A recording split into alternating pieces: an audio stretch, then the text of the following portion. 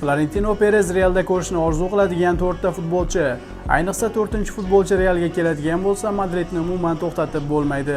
4-o'rin Dominik Szoboszlai. Madrid allaqachon uning agenti va Liverpool bilan dastlabki muzokaralarni boshlab yuborgan. Klub buni haqiqiy orzu transfer sifatida ko'rmoqda. Qolaversa, Szoboszlaining o'zi ham Real Madridni yaxshi ko'rishini aytgan. 3-o'rin Vitinha. Madrid avval ham bu uchun harakat qilgan. Uning to'pni nazorat qilishi, maydondagi sokinligi va o'yinni boshqarish qobiliyati klub rahbariyatini ham hayratda qoldirgan. U yarim himoyadagi yetishmayotgan so'nggi bo'lak bo'lishi mumkin. 2-o'rin Ibrahima Konate. Uning shartnomasi yakuniga yetib bormoqda. Agar Liverpool bilan shartnomasini tezroq yangilamasa, Konate ketishga majbur bo'lishi mumkin. Madrid esa vaziyatni diqqat bilan kuzatmoqda.